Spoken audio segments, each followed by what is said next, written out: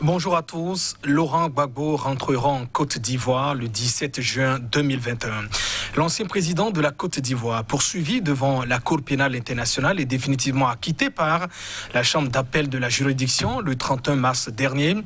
Elle est attendue à Abidjan 10 années après son départ de son pays. L'annonce a été faite par le secrétaire général du Front populaire ivoirien, Assoa Adou. Le ministre ivoirien de la Réconciliation nationale, Kouadio Kona-Bertin, a déclaré mercredi dernier prendre acte de l'annonce de son retour au pays. Il rentre alors que la Côte d'Ivoire peine toujours à se réconcilier. Guillaume Soro, condamné, est en exil. Alassane Ouattara, lui, exerce un troisième mandat contesté et a perdu 2 premiers ministres en l'espace de 9 mois. Laurent Gbagbo, question, est-il donc l'homme de la réconciliation en Côte d'Ivoire? Mesdames et messieurs, c'est le sujet en débat avec mes invités déjà sur le plateau. Dieudonné Lokossou, bonjour. Bonjour, cher ami. En face de vous, Emile Guérin, bonjour. Bonjour, André. Merci aussi d'accepter notre invitation. Je vous en prie. Dieudonné Lokossou, retour de Laurent Gbagbo annoncé pour le 17 juin. Trop tôt ou trop tard, selon vous? Non, trop tôt, c'est peut-être trop dit, mais trop tard, c'est ça qu'il faut retenir. Parce que l'homme a servi, quoi qu'on dise, loyalement son pays. Ouais. Je lui reconnais une certaine intégrité par rapport à certains de ses pairs de la sous-région, ou même d'Afrique. Et puis bon, il faut rappeler un peu l'histoire. Il faut revenir un peu en arrière. Ouais. Parce que Gbagbo a été emprisonné, tout est parti de cette notion lugubre d'ivoirité qui a polarisé l'atmosphère politique pendant plusieurs années. Donc, celui qui est l'initiateur de ce concept est encore là aujourd'hui. À la personne de Kona-Bédié. Ouais, Henri Kona-Bédié. Le président Henri Kona-Bédié. C'est lui qui a semé ce trouble-là. Et il y a eu des réactions, absolument, parce que tout ça, c'était de l'exclusion. Donc, son alter ego, Guillaume Soro, s'est mis en rébellion et ça a entraîné beaucoup de guerres. Et finalement, il est arrivé quand même au pouvoir. Et c'est pendant qu'il était là, à partir de 2011-12, qu'on a massacré des gens. Il y avait une lutte acharnée entre les deux camps. Et finalement, ces pays, il a retenu dans les liens d'un crime de masse, 3000 morts. Officiel. Alors qu'il y avait 2 protagonistes. Je n'ai pas compris pourquoi son camp a été identifié exclusivement. Et il faut voir les conditions humiliantes dans lesquelles il a été transféré. Et aucun chef d'État n'a pipé mot. C'est comme il était assassiné, comme Kadhafi. Et il a fait passer 10 ans dans les geôles de la CPI. La prison, comme l'a dit quelqu'un, ce n'est pas un hôtel à 5 étoiles. Donc, même si la prison est dorée, c'est une prison. On vous prive de votre liberté pendant 10 ans. Et heureusement que moi, j'ai toujours condamné qu'on traîne des Africains devant cette cour, parce que quand vous voyez les crimes, tout récemment encore, ce qui s'est passé en Israël, pourtant, ils ne sont jamais interpellés. Ouais. Donc, il vient d'être libéré. Il ne devait pas avoir de débat autour, parce que, dans un premier temps, le type, il appartient à un parti. Il doit réserver la primeur de sa décision à son parti. Donc, moi, le gouvernement même s'est engagé sur l'honneur à travers le président. J'ai entendu dire qu'il va prendre en charge, j'ai encore réécouté hier, les frais de voyage. Bon, donc c'est voyage tout risque, c'est assuré, avec son ministre. Alors maintenant que le monsieur a pris la décision d'atterrir, de rejoindre sa patrie, on trouve des subterfuges, on invente des choses KKB, vous l'appelez, non? Le candidat. Conan Bertin, le ministre de la Réconciliation. Oui, le candidat opposant, candidat Anne Griff, qui est devenu ministre de la Réconciliation. Bon.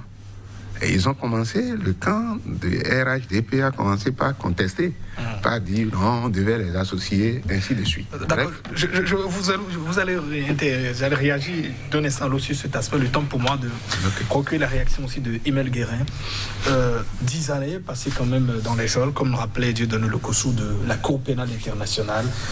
Voilà, trop tôt, trop tard pour vous, pour son retour. Non mais vous vous rendez compte avec un procès rallonge où on a connu 231 journées de procès, 80 témoins, 8 ans de détention réelle pour en aboutir à un acquittement. C'est cette situation, vous vous rappelez de cette image où les caméras étaient braquées sur Laurent Gbagbo après le coup d'État qu'il a subi, assis sur son lit.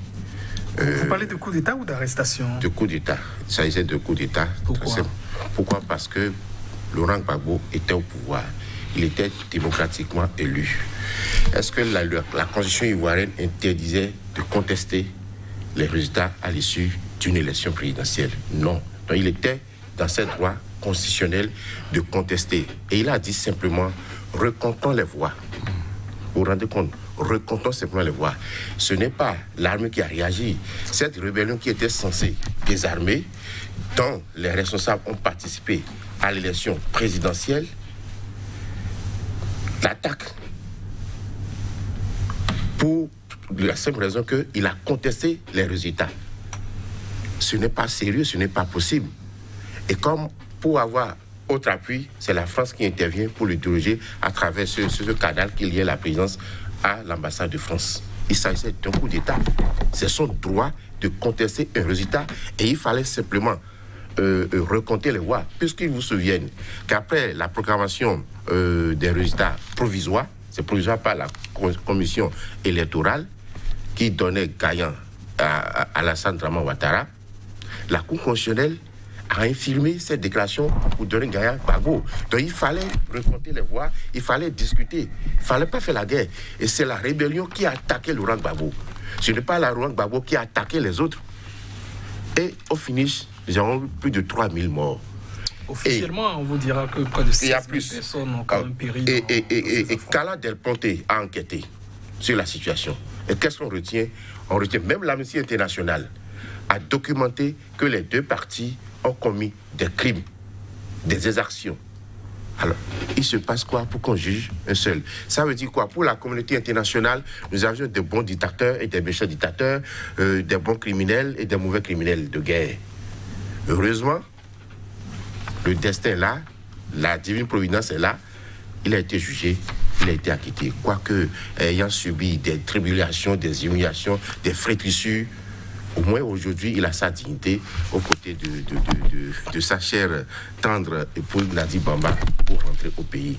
Il faut retenir qu'il y a depuis l'annonce de son acquittement le 31 mars dernier, les négociations avaient même commencé avant, parce que Ouattara savait qu'il ne pouvait qu'en être autrement, parce que il n'y avait pas, les preuves étaient insuffisantes.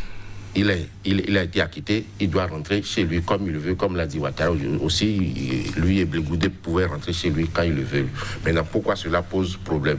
J'ai écouté KKB qui a estimé que, bon, c'est vrai que le comité d'accueil de Laurent Gbagbo avait déjà avancé cette date, mais qui n'avaient pas donné leur accord. Pourquoi ils ont leur accord à donner sur la date de citoyen de rentrer chez lui quand il veut? Il n'est pas n'importe quel citoyen, c'est quand même Laurent Gbagbo, seul qui a remporté près de 47%. On se souvient des résultats, même avec le RHDP en 2011, 47% déjà au premier tour. En quelle année? Je parle de 2000. Mais il a gagné les élections. Je parle du premier tour. La Cour constitutionnelle l'avait déclaré gagnant. Avant le second tour. Donc, ce n'est quand même pas un citoyen ordinaire. Donc, quand vous dites un simple citoyen, on sait un retour de Laurent Gbagbo. Et justement, sur la question, on sent que les SDP semblent être donc prises sur le coup, voilà, par rapport à ce retour. Je veux parler du parti. Oui, très sincèrement, je les comprends et c'est légitime. Pourquoi? Vous venez de dire Laurent Gbagbo n'est pas n'importe qui. C'est quelqu'un qui sait haranguer la foule, c'est quelqu'un qui sait dresser la foule. Et aujourd'hui, les Ivoiriens ont besoin de lui. Les Ivoiriens le pleurent encore. Tout son mandat, toute sa lutte est encore vivace dans la pensée, dans la mémoire des Ivoiriens. Et ils veulent encore de leur papa, de leur mentor. C'est la réalité en Côte d'Ivoire. Et c'est ça la crainte du pouvoir, parce que si on laisse une foule immense aller l'accueillir, Gbagbo tel qu'on le connaissait, mais je suis sûr qu'il n'est plus tel qu'il était parce qu'il a été usé un peu, peut traîner cette foule à la présidence pour aller reprendre son fauteuil. La foule pourrait dire, bien sûr, et c'est légitime, il peut y avoir des débats, la foule pourrait dire, puisqu'on l'avait délogé abusivement, arbitrairement et illégalement, il faut le réinstaller maintenant. Le bordel va de nouveau s'installer. Ah mais oui, non, je ne dis pas qu'il va faire. C'est pourquoi je dis c'est légitime la crainte du pouvoir en place. C'est normal, il ne peut pas laisser ça, veut dire quoi. Et pour moi, qu'il y ait masse ou pas, son seul retour est événementiel, simplement. Donc on n'a pas besoin d'une masse, et là, Gbagbo doit faire très attention. Je vous explique brièvement. Vous savez, au pouvoir, Gbagbo était entouré des gens qui n'ont pas su faire à un moment donné leur travail. Pas patiemment, mais peut-être pas manque de professionnalisme, les conseils, ceux qui le conseillent. C'est pourquoi il y a eu beaucoup d'erreurs qui ont été commises pour qu'on aboutisse à ce que nous avons vu là. Sinon, ça ne serait pas été comme ça, parce qu'on a fait croire à un moment donné que Gbagbo était un élu de Dieu et qu'il fallait diriger la Côte d'Ivoire. Et vous constatez avec moi que quand on l'avait arrêté, il y avait une Bible ouverte là et il lisait. Vous voyez comment on peut conduire quelqu'un facilement à une certaine erreur. Donc je dis, aujourd'hui, il faut qu'il écoute sa conscience. Il faut qu'il écoute surtout son époux Nadi Bamba, qui a fait un travail magnifique auprès de lui. Que dites-vous de celle qui est quand même au pays? C'est pas moi qui a choisi, c'est lui qui a fait son choix. Il a deux épouses, ça, on le sait, oui. Comme tous les chefs d'État. Dieu de Lokossou, est-ce que c'est une stratégie du parti qui peut-être semblait voir le pouvoir un peu traîner, parce que ce retour avait été annoncé il y a quelques mois d'abord. D'ailleurs, l'émission du passeport a un peu duré. On semble qu'à Souadou, ou du moins Laurent Gbagbo a quand même surpris un peu le pouvoir à travers l'annonce de ces dates. Oui, bon, je crois que c'est la panique. Le pouvoir est paniqué. On sait ce que peut réserver ce retour-là. Comme il a dit, ça peut entraîner autre chose. Parce que ce troisième mandat-là est un mandat usurpé. C'est un mandat fictif qu'on peut remettre en cause à tout moment. Depuis le premier mandat. Oui. Donc, c'est ça le drame. Voilà quelqu'un qui a usurpé à ciel ouvert un mandat, et la France a fermé les yeux. Alors, entre... Ouattara a gagné 94%. Non, ça c'est un score nord-coréen, c'est rare.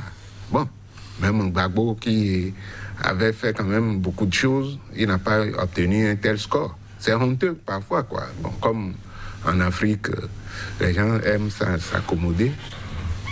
Alors, Gbagbo n'a pas été seul en prison. Il a ses partisans qui sont un peu partout dans la sous-région, qui ont fait aussi 10 ans. Tout ce monde-là est rentré. Et moi, je suis arrivé souvent sur la Côte d'Ivoire, sur la télé. Mais quand vous voyez des ministres dans les régions, c'est toujours, on prône la paix, la solidarité nationale. C'est maintenant qu'on met beaucoup plus l'accent sur la paix. Donc, le président Gbagbo n'est pas n'importe qui. Surtout que l'autre, il n'est pas loin de 80 ans. Vous parlez de Alassane Ouattara, oui. 78 ans il a fait déjà. Alors, vous voyez, et il n'a plus la vigueur. Normalement, il devrait passer la main à des jeunes. Oui, les ministres choisis sont décédés. Oui, bon, pas un miracle. Alors, donc, son retour peut fragiliser la paix. Non, ce qui est quand même Donc, normal. C'est quand même normal que le pouvoir s'en inquiète de ces dates. Le pouvoir disait les points de sécurité se posent, on devait quand même préparer sa résidence, comment l'accueillir, est-ce que c'est discret ou pas Non, il a droit quand même à certains avantages en tant qu'ancien chef de l'État. Alors, donc moi je crois que en Afrique, par exemple, la France fait un jeu flou. Vous voyez ce qui se passe au Mali. On a parlé de coup d'État, mais il y a des élections qui frisent. Non, les résultats annoncés frisent un coup d'État, un coup de force. Bon, alors, au Burkina Faso, en 2014, c'est une révolte populaire qui a fait partie Blaise Compaoré qui sont venus exfiltrer. Est-ce que là, qu'est-ce qu'on va dire? C'est un coup d'État? Mais pour moi, c'est un coup d'État populaire. C'est le peuple qui a dit non. Donc ça peut arriver à n'importe quel moment. Même avec... vous faites allusion au retour de Gbagbo ou bien même la situation, la crispation? Oui, mais parce qu'aujourd'hui, lorsqu'on me parle du Mali, mais le coup d'État, ça peut se voir sous deux angles. La révolte populaire, qui fait partie d'un dictateur, ou c'est les militaires qui viennent régler ça. Mais on ne peut pas fermer les yeux sur une élection grossièrement, comment dirais-je là, qui est une élection grossièrement frauduleuse. Et ce n'est pas la seule. Troisième mandat qui n'est pas inscrit dans la Constitution. Donc, nous sommes dans un état de viol. Le compteur a été remis à zéro. Non, il ne peut pas dire ça. Parce que s'il dit ça, même au cimetière, il dira toujours que le compteur est remis à zéro et il sera candidat. Donc, moi, je pense que c'est une panique qui n'a pas son droit, sa raison d'être, parce que c'est un citoyen dont on a abusé, hein, et maintenant, il y a des morts. À partir du moment où il a été libéré, ça veut dire qu'il n'y a plus de choses là qui pèsent sur lui. Donc le compteur est remis à zéro. Où est-ce qu'on va chercher maintenant les coupables? Parce qu'il y a des gens qui réclament à bon droit d'être dédommagés. Les familles endeuillées, tout ça. Bon, alors, l'État ivoirien même a pris quelles dispositions pour ces gens-là? Alors là où le bas blesse, c'est le jour où ils vont tirer les cheveux, un seul cheveu de ce monsieur-là, hein, qui est considéré comme un martyr vivant, qu'ils verront, parce qu'ils lui ont préparé encore un autre coup. Et le procès où on lui a donné 20 ans. Oui, c'est toujours en cours. Oui, la condamnation de oui, c'est ça. Voilà. Alors donc, moi, je ne sais pas s'ils vont exécuter ça sous prétexte qu'il a braqué la BCAO. Est-ce qu'on l'a vu devant des terroristes ou bien des djihadistes pour aller braquer? C'est lui qui avait ordonné d'aller le faire. Non, c'est trop facile. Et puis c'est un procès qu'on a fait. On a cru peut-être que la CPI allait le condamner et ils vont exiger l'application des 20 ans. Si la CPI lui avait donné 10 ans ou 20 ans. Mais eux-mêmes, ils ne sont pas toujours respectueux des droits. J'ai vu avant les élections que CHDP, là, comment vous appelez ça, la Cour africaine des droits de l'homme et des peuples, avait condamné l'État ivoirien. Hein, dans les préparatifs des élections, il s'est rebellé. Un peu comme on le fait ailleurs.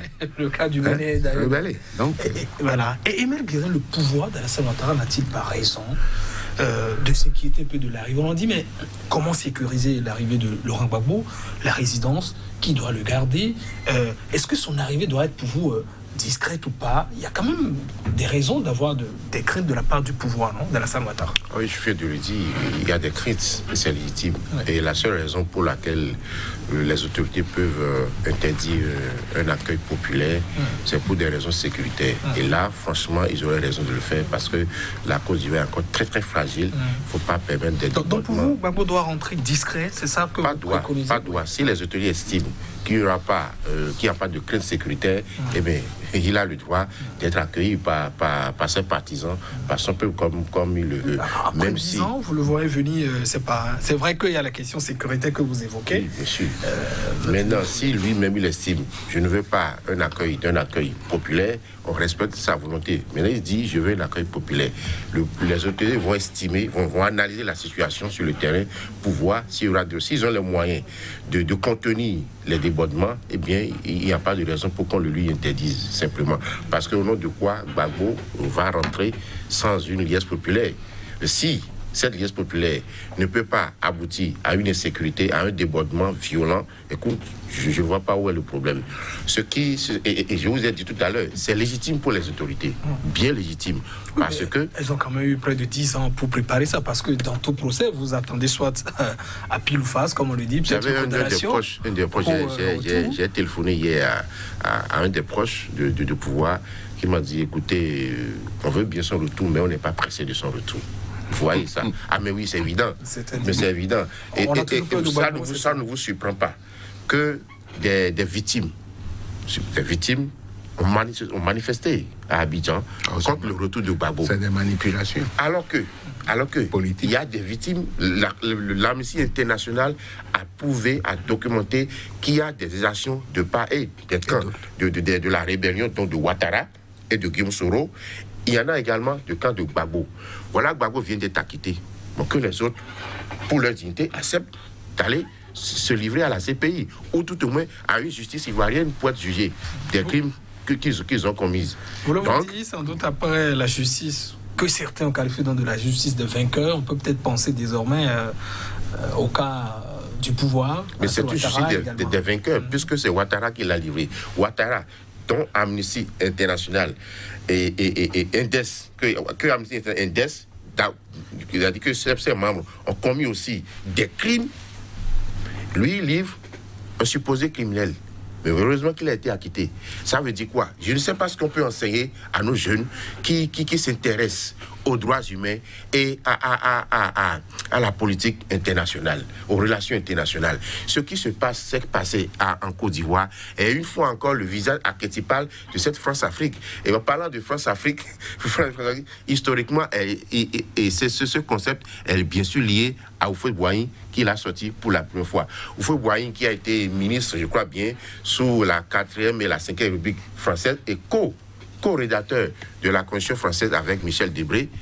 Vous voyez donc ce lien historique entre la France et Gbagbo. On traite Gbagbo d'anti-français, mais c'est faux. Gbagbo a des conseillers qui sont comme Bernard Oudin, qui continue d'être son collaborateur, qui a écrit un livre formidable sur Gbagbo, sur ce qui s'est passé. C'est un Français. Et donc des gens ont vécu la situation. Ils savent ce qui s'est passé. Et ça, on ne peut pas déclarer la guerre à un chef d'État qui conteste les résultats d'une élection. Si ça se passe comme ça en Afrique, ça ne s'est jamais passé. Et si ça se passe comme ça, on arriverait où? C'est-à-dire que je donne un exemple, c'est-à-dire que je prends mon pays, le Bénin par exemple, on fait les élections, Patrice Talon dit, enfin on le déclare vaincu, il dit non, j'ai gagné, recompté, et puis il y a une armée qui le bombarde. Ça n'a pas de sens. Qu'ils vous souviennent que c'est Gbagbo qui lui a offert pour la première fois le certificat de nationalité. Vous vous rappelez? C'est Gbagbo en tant que président qui lui a délivré son certificat de nationalité ivoirienne. Donc c'est important. Ça veut dire que Gbagbo n'est pas belliqueux, Gbagbo n'est pas un va-t-en-guerre. Et tous les accords de paix, c'est Gbagbo qui les a initiés. C'est lui qui allait voir et l'ancien président sud-africain. C'est lui qui allait voir Blaise Compaoré, bien qu'il savait que Blaise Compaoré était pour quelque chose. Toutes les rébellions étaient venues du Burkina Faso. C'est lui qui a fait toutes ces démarches pour qu'il y ait la paix. Absolument. Et donc c'est ça qu'il a démontré d'ailleurs devant la CPI, et c'est ça qui a séduit les juges. On a vu son parcours, il n'est pas en guerre. Et c'est l'opposant historique de Houphouët-Boigny. Quand Ouattara avait été appelé en tant que Premier ministre ivoirien, c'est pour quelle raison? C'est pour restructurer l'économie ivoirienne.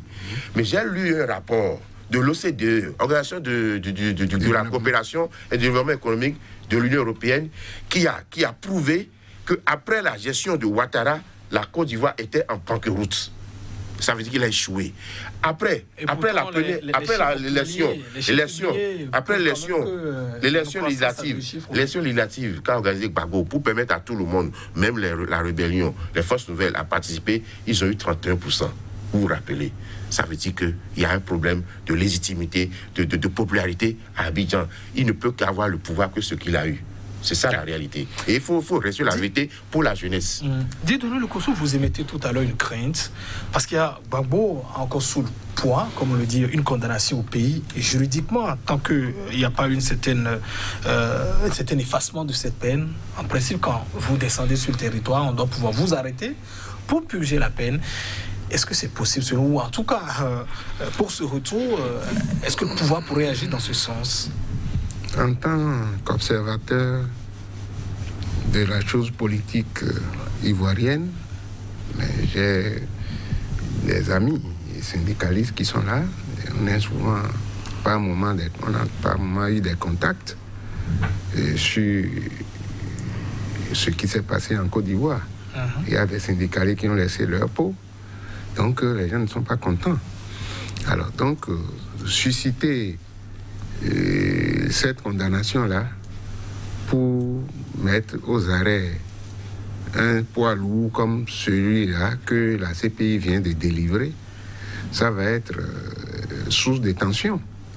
Alors donc, moi je crois que comme eux-mêmes, ils prônent la paix comme l'a dit Oufoué lui-même de son vivant, on apprécie que la paix lorsqu'on l'a perdue. Donc moi je pense que c'est un moment de grand pardon, il faut oublier. Est-ce que l'argent supposé enlevé de la BCEAO, le braquage là, est-ce que ça a mis la Côte d'Ivoire en banqueroute? Donc moi je crois que si eux-mêmes, ils pensent sincèrement à la sauvegarde de cette paix, qui est une denrée très précieuse et une denrée rare selon le cas, ils ont intérêt à fermer les yeux sur ça, parce que ça n'a pas permis à la Côte d'Ivoire de s'affaisser. Alors il faut que l'esprit de la paix surdomine les passions. Donc moi je crois que il est encore temps de réfléchir. Et Gbagbo, la France même qui avait soutenu Gbagbo, ce n'est plus cette même France. Mais il faut toujours dire et garder à l'esprit que la France n'a pas d'amis et elle n'a que des intérêts. Donc on fait les choses à la carte, on voit un peu les pays, parce que je n'ai pas vu la même rigueur vis-à-vis du Tchad par rapport aux Maliens. Et c'est les Maliens qui vivent les choses. Alors, le Mali s'est sacrifié, par exemple, par rapport aux djihadistes. Parce que c'est la porte ouverte vers l'Europe, l'Algérie, et puis bon, c'est eux qui vont en souffrir. Mais ils vont en souffrir, mais ils ne pourront rien. Ils sont là depuis 2012. Ils n'ont pas pu enrayer cette guerre-là. Et puis la France, ce n'est pas une grande nation de guerre. Et toutes les guerres qu'elle a connues, la première guerre comme la Deuxième Guerre mondiale, c'est les Africains qui étaient mis devant. Vous avez vu leur performance en griffe en Indochine, au Vietnam, en Algérie. Donc, elle paraît apparemment comme un sauveur ou une sauveuse, mais ce qui se passe au Mali me donne l'impression qu'on est côte à côte. Voilà. D'accord, peut-être sur notre plateau, on aura le cas de vous avoir sur le Mali. On vous sent très intéressé sur le cas de Mali. Est-ce que le seul retour, ou l'annonce de ce retour de Gbagbo est synonyme, disons, de retour de la paix désormais en Côte d'Ivoire? Parce qu'on a l'impression que tout le monde, c'est un retour qu'on attendait. Est-ce que le seul fait de voir désormais Gbagbo au pays, en Côte d'Ivoire, va amener tout le monde à pardonner? La Côte d'Ivoire sans Gbagbo, mais les Ivoiriens accueille ça, la mort dans l'âme. Parce que, mais voilà, il a dressé tout à l'heure son parcours. C'est un type qui est animé de très bonne volonté. Mais avec les accords de Marcoussis, Afrique du Sud, ils sont allés plusieurs fois. Mais la pression internes et surtout internationales de la France, hein, ces pressions-là ont fait qu'il a été obligé de lâcher prise, hein, de faire des concessions. Mais s'il était animé par l'ego, hein, que je vois au niveau de certains chefs d'État, qui ne veulent pas voir d'un bon œil leurs opposants, ils n'allaient pas accepter qu'on délivre un certificat de nationalité, parce qu'il avait ça, il faut le reconnaître, sa nationalité était bel et bien contestée. Donc, on ne peut pas... Celle de Ouattara. Oui, s'asseoir sur... Non, je parle de Ouattara. Oui. On ne peut pas s'asseoir sur deux chaises. Être de là-bas quand c'est bon, et ici quand c'est bon. Est-ce qu'il peut aujourd'hui se lever, lever le doigt pour dire qu'il sera président au Burkina? Il ne pourra pas. Donc, mais les gens tuent ça pour que la Côte d'Ivoire puisse connaître vraiment la paix et permettre le développement socio-économique. Mais là, sur ce terrain-là, je crois que je suis un peu l'actualité à ce niveau. Les efforts sont faits. Mais ce qui est malheureux, lorsqu'on fait un boulevard, on dit que c'est... Quand on veut faire l'inauguration, on dit que c'est le président Ouattara qui vous a donné ça. Comme si le type a sorti l'argent de sa poche pour financer. Et ça, c'est le mal qui tue l'Afrique, ça. Mais on réalise un projet et on dit que c'est telle personne. Non. Dans les rues de Paris, moi j'ai circulé partout, je n'ai jamais vu dans les meetings, on dit ah c'est grâce à lui que vous avez obtenu ça. Hein. Non, ça là c'est de l'usurpation. C'est vraiment gifler, remercier en monnaie de singe les gens qui vous ont donné leur voix. Emile Guérin, le retour de Laurent Gbagbo au pays a été fortement attendu. On se demande, la question c'est celle qu'on se posait d'ailleurs sur cette émission, est-ce que ce sera le joker pour que le pays retrouve sa quiétude totale dans l'opinion? C'est bien cette impression qu'on a. Est-ce que ce sera suffisant juste son retour au pays pour calmer les choses? Non, son retour au pays ne suffit pas. Mais il faut qu'il rentre au pays, c'est important. Il faut qu'il y ait justice. Oui, il faut qu'il y ait justice. Il n'y a pas encore de justice, parce que vous ne pouvez pas juger une partie et laisser l'autre partie. Il faut qu'il y ait justice. Donc, pour vous, au-delà du retour, il faut une justice. Vous ne pouvez pas faire une réconciliation sans pouvoir se dire la vérité. C'est très simple. Il faut qu'on se dise la vérité. Je vous ai évoqué tout à l'heure la manifestation des victimes qui estiment que c'est Laurent Gbagbo et les autres victimes qui estiment que c'est le camp Ouattara. Il y a eu beaucoup d'actions. Et Gbagbo, malheureusement, on lui a collé plein de choses, comme le bombardement de Bouaké, comme la mort du journaliste Guy-André Kiffé, et comme la mort de Guy, on lui a collé plein de choses. Et je me rappelle dans un rapport qui était parvenu au Quai d'Orsay de l'ancien ambassadeur Renaud Vidal, et puis même Guy Pen, ancien conseiller de Mitterrand, vous vous souvenez, qui a dit clairement que Gbagbo n'était pas tel que la doxa, c'est-à-dire les médias internationaux l'avaient décrit. C'est ça la vérité de Gbagbo, vous comprenez? Et donc aujourd'hui, c'est vrai que cette histoire de la casse de la BCAO, Gbagbo Ouattara aurait donné sa parole. Je crois que cette fois-ci, il va la respecter, parce que c'est quelqu'un qui ne respecte pas. Bien sûr, il est versatile, et j'espère qu'il va respecter ses paroles. Il n'a pas le choix. Il ne sera pas arrêté, pas du tout. Donc il y a quelques questions qui sont en discussion aujourd'hui, comme sa résidence. L'État veut bien lui octroyer une résidence, donc je ne suis pas sûr s'il va accepter ou habiter chez son épouse Nadi Bamba, comme il avait annoncé précédemment. Mais c'est ce qu'il a annoncé. Ensuite, il y a ses indemnités qui s'élèvent à 17 millions par mois. Et la sécurité, une équipe. Quel homme de confiance. Vous comprenez? Et puis il faut aussi lui payer ses arriérés. Ça fait 10 ans quand même. Ça 2 milliards et quelques, c'est pas rien.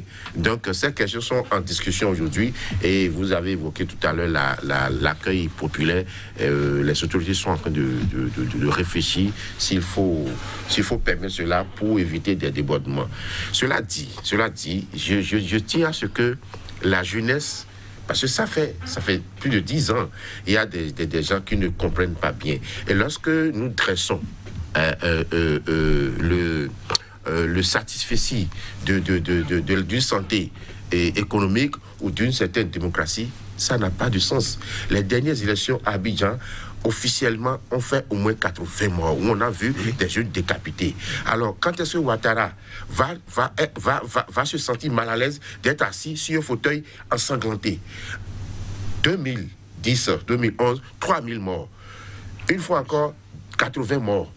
Il faut que ça cesse en Afrique. Mais je fais confiance, je vous l'ai dit, je le redis, à ce processus de transmutation qui permet un certain nettoyage au niveau de ces fauteuils ensanglantés. Et ça va se faire. Parce que la jeunesse, et c'est pourquoi je dis et je redis, le doyen Lokosso l'a évoqué tout à l'heure, la jeunesse au sein des armées va réagir, sera très présente dans les décisions politiques. Parce que vous ne pouvez pas avoir la jeunesse militaire aujourd'hui ne veut plus se battre. Pas du tout. Les jeunes vont dans l'armée. Pourquoi? Parce qu'ils ont besoin d'un job, d'un travail.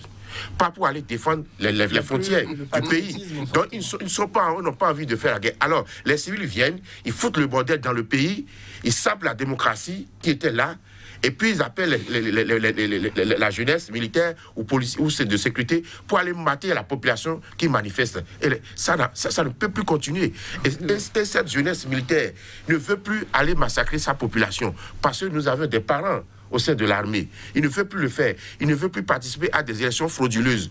Vous comprenez? Il ne veut plus participer à des détournements de leurs gros gradés qui détournent les fonds sur leur tête. Ça ne peut plus continuer. Donc, ils sont obligés d'être présents comme ce que nous voyons aujourd'hui au Mali. Ça va se passer comme ça partout en Afrique aujourd'hui. Si les démocrates, si les politiques ne prennent pas leurs responsabilités pour restituer la parole au peuple, pour restituer le droit du peuple au peuple, pour restituer ce qu'on appelle réellement la démocratie, c'est-à-dire le pouvoir au peuple, pas ce que nous voyons là, pas ce que Mitterrand nous a jeté lors du discours de la Baule. Donc il faut repenser aujourd'hui le réveil de l'Afrique, parce que sans eux, ou avec eux, cela va se faire. Parce que ce nettoyage-là, c'est inévitable dans le moment à venir. Pourquoi simplement? Parce que le monde doit porter vers un nouveau paradigme. Alors, qui sommes-nous pour empêcher ce que Dieu est en train de programmer pour les nations, pour la planète tout entière? Nous ne sommes rien. Donc, ou nous accompagnons ce travail du Christ, ou nous nous opposons à lui et nous serons nettoyés simplement. Dieudonné Lokosso, que fera Gbagbo dès son retour? En tout cas, on sait que c'est un acteur politique. Est-ce que les 10 années de Joël, comme vous l'avez rappelé tout à l'heure, vont lui dire finalement j'abandonne le combat politique? Son parti, il faut le rappeler quand même, a dû prendre part aux dernières élections législatives, alors que pour la présidentielle, dans un creuset de l'opposition, il avait donc boycotté, disons pour la présidentielle, estimant que le troisième mandat était d'ailleurs contesté. Au pays, finit la politique pour lui, ou désormais le conseiller derrière ses poulets, comme on le dit? Bon, il y a Martin Luther King qui a dit « Notre vie commence à s'arrêter le jour où nous fermons les yeux sur les choses graves. » Je crois que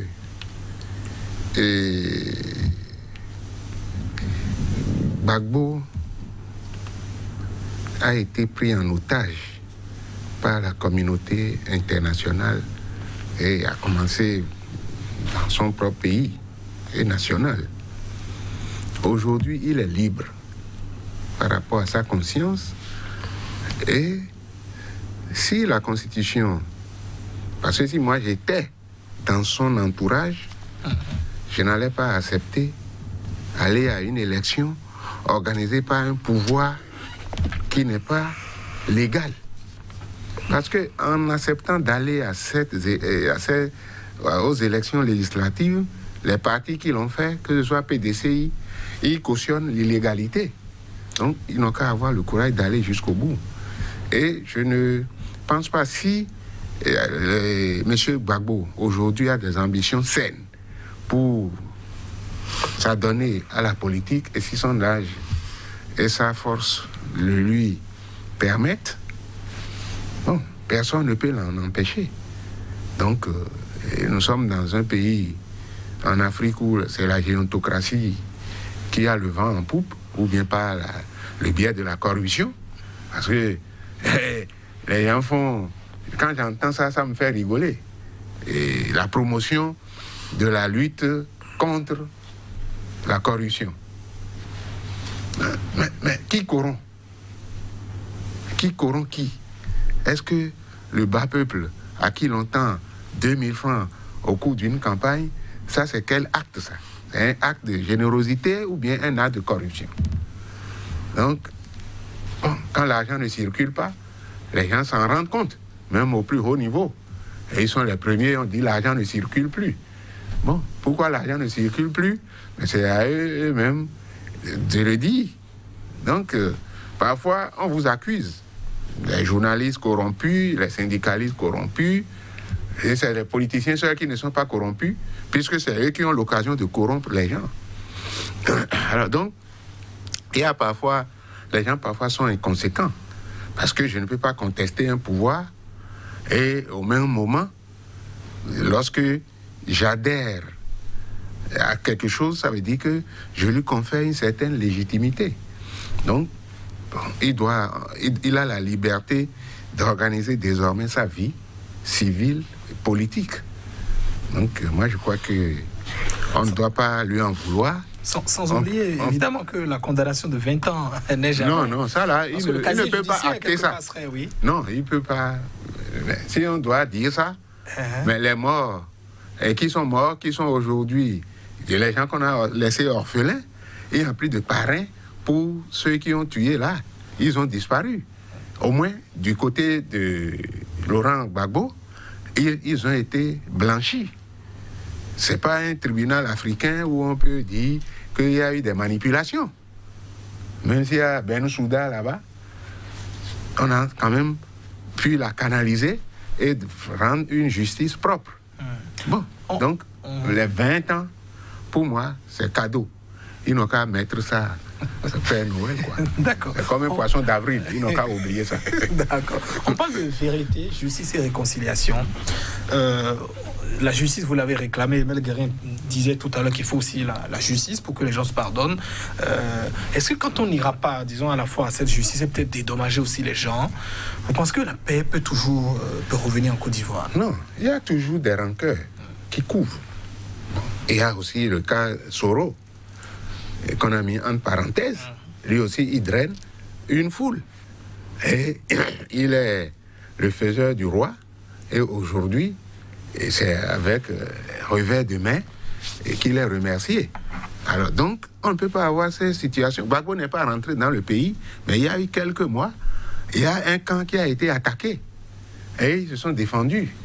Donc, ne mettons pas tout sur le retour de Gbagbo. Mais l'accueil que Gbagbo même se réserve par humilité, s'il disait non, je veux un accueil simple, mais il sera débordé. Ces partisans ne risquent-ils pas d'être déçus? Oui, le pouvoir même ne peut même pas les arrêter, parce que je vois déjà l'effervescence. Donc, c'est une date qui doit prendre date avec l'histoire. Il appartient au gouvernement. S'ils ont pu enrayer une rébellion, comme l'a dit Guillaume Soro, quand les gens se sont rébellés contre lui, il les a matés. Il est venu devant les écrans pour dire qu'une rébellion, ça se mate. Donc, ils ont pu s'en sortir la dernière fois avec 4 morts, un machin de leur côté. Ils n'ont qu'à s'arranger pour permettre à la population d'aller voir. Il y a des gens qui, il y a 10 ans, ils n'ont pas vu Gbagbo. Ils veulent le voir. Et ces partisans qui sont aussi nombreux à l'extérieur, ils ne sont pas tous rentrés. Il y en a qui attendent le retour de Gbagbo pour s'assurer que, bon, il y a la confiance, ils vont rentrer aussi. Donc, ils ont créé un phénomène, et ils ont voulu créer une histoire, mais ça s'est retourné contre eux. Parce que, en faisant trop de calculs politiques, parfois, malheureusement, ça se retourne contre vous. C'est pour cela que les partisans zélés, les chefs d'État en Afrique doivent pouvoir se méfier d'eux. Ceux qui viennent sur les écrans de télé défendre, au lieu de défendre le peuple, on ne fait que défendre un système. Moi, je ne défends jamais, je ne défendrai pas un système. Je ne peux pas le faire parce que le système a ses canaux de propagande. Et Emmanuel Guérin, Dieudonné Lokosso estime que Laurent Gbagbo est libre, tant qu'il est un citoyen libre, il peut peut-être refaire sa vie politique ou civile, libre à lui. Est-ce qu'il aura cette liberté selon vous? Est-ce que peut-être toutes ces années ne l'ont pas beaucoup assagi? On l'a vu à la veille de cette élection, il a dû prendre la parole sur la télévision TV5 pour dire qu'il appelle le pouvoir pour qu'on ait quand même discuté et que c'est un ancien prisonnier qui parle. Est-ce que vous le voyez revenir encore en politique? Est-ce que ça ne peut peut-être aggraver les choses, même si Dieudonné Lokosso estime qu'il est libre de le faire ou pas? Bien sûr, il est libre de le faire. La constitution ivoirienne le lui permet aisément. Gbagbo a sagi, Gbagbo a toujours été sage, s'il vous plaît. Il a toujours été sage. Il a toujours opté pour la négociation. Il n'a jamais appelé à une rébellion contre Houphouët-Boigny. Vous souvenez, jamais. Il a fait la prison. Hein, il a fait la prison plusieurs fois. Vous voyez, non? Donc, vous voyez son parcours, le parcours de l'homme. En tant que président aussi, c'est lui qui a cherché tout le temps à négocier, à ne pas laisser le pays dans un bain de sang. Mais on l'y a contraint, malheureusement, en 2010, pour lui avoir volé son élection. Ceci dit, Gbagbo, s'il avait en temps laissé participer le DS, c'est-à-dire le parti dirigé par son fils, c'est parce que, vous savez, en ce moment-là, il n'y avait pas l'acquittement total n'était pas encore prononcé.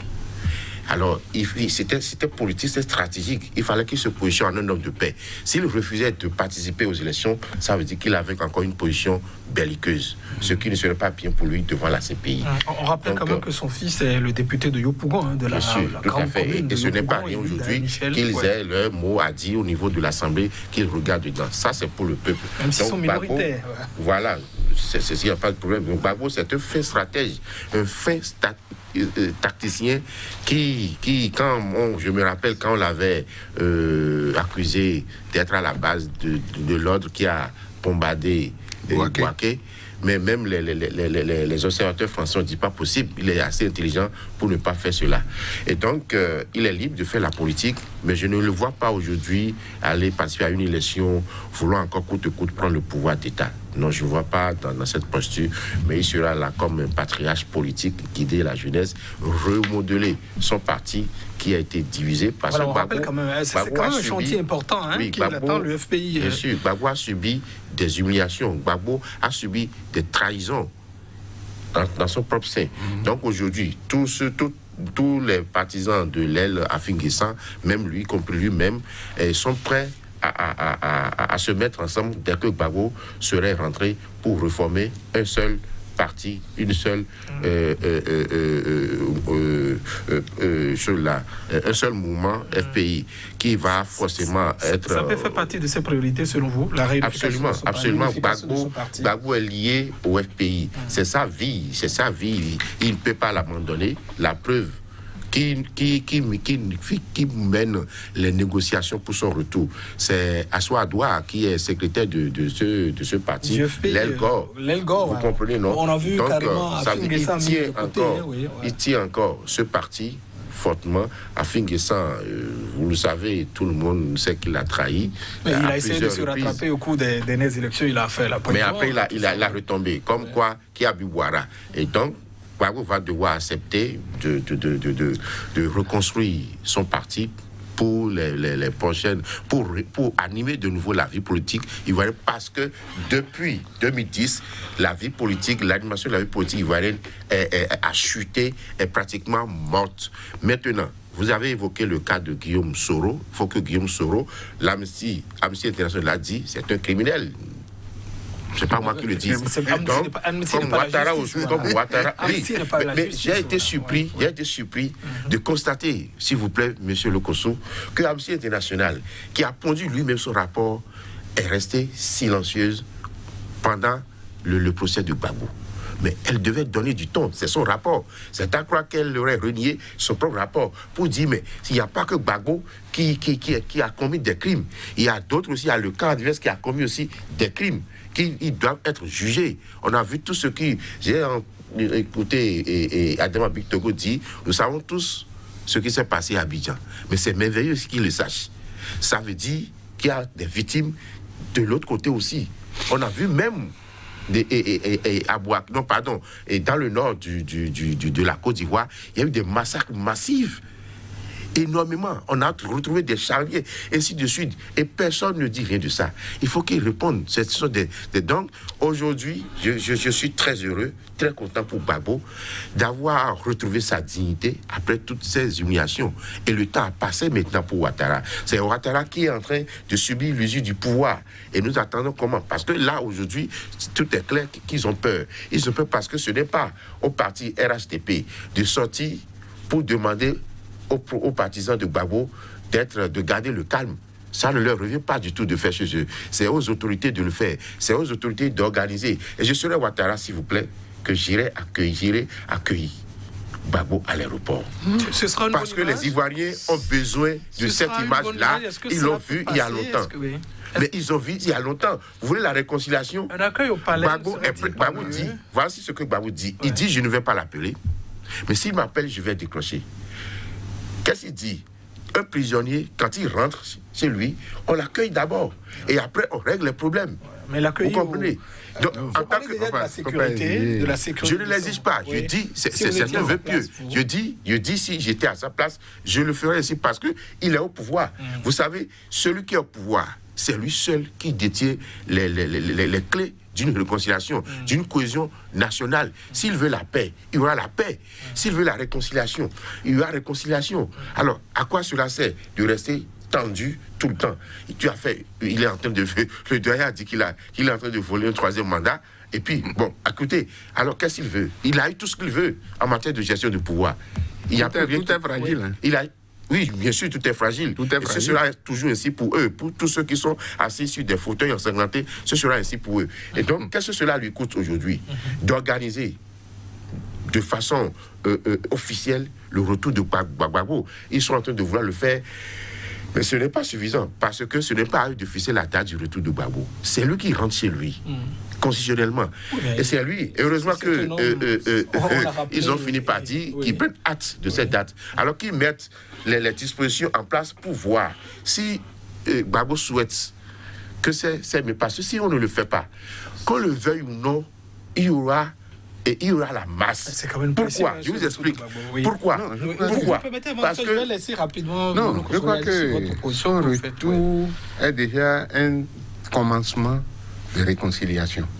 Si réellement le camp adverse est ouvert, parce qu'il y a deux groupes antagoniques aujourd'hui. Il y a les tenants du pouvoir et puis l'opposition représentée. Bon, ils sont divisés, comme les politiciens savent bien le faire. Ils ont déjà fractionné le FPI. Ce n'est plus dans son ensemble. C'est un œuf qu'ils ont cassé avec la traîtrise de Afin Guessan. Parce qu'il faut réparer tout ça.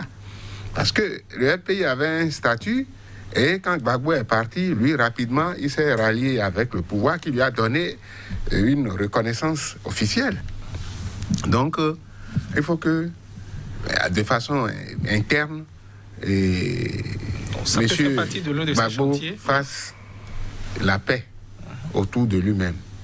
Mais j'ai dit que ça présente déjà un déclencheur d'une réconciliation. Mais maintenant qu'il va faire le premier pas, lui, il a déjà fait le premier pas en rentrant.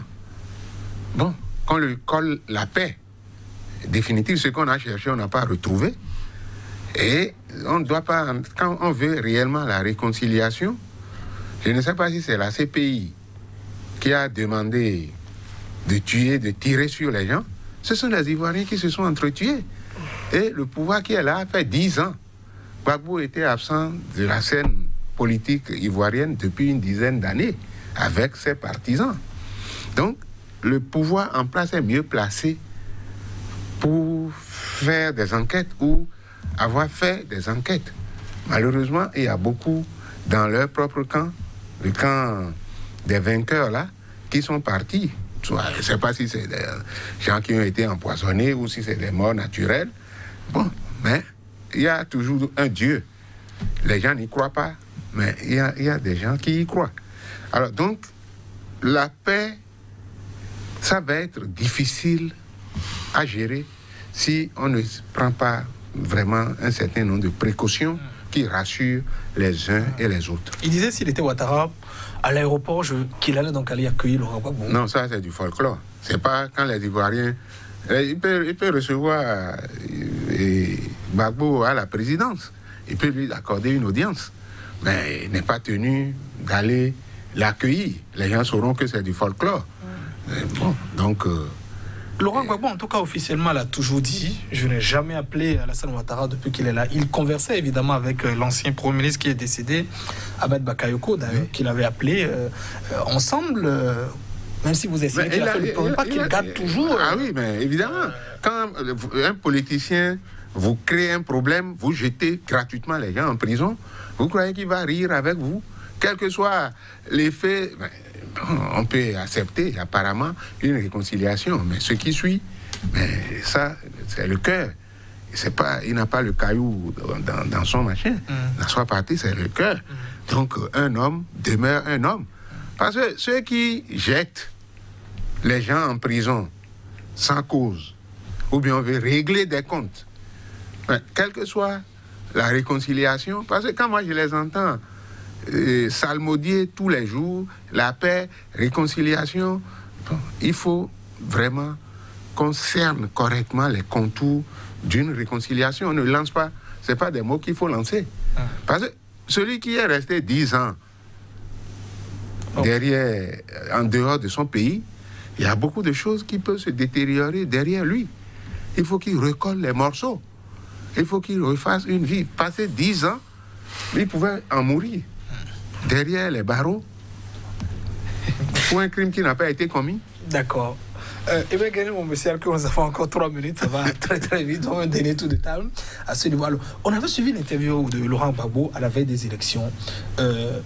Il estimait par rapport au débat sur son passeport, il dit que c'est un droit, il n'a pas besoin de commander. Je lui ai posé la question tout à l'heure à Dieudonné Okosso, vous parlez de réconciliation, mais l'homme semble quand même garder toujours la distance. Il s'est entendu contre Alassane Ouattara. Peut-être finir sur ce sujet et dire rapidement un mot sur Guillaume Soro pour qu'on puisse boucler.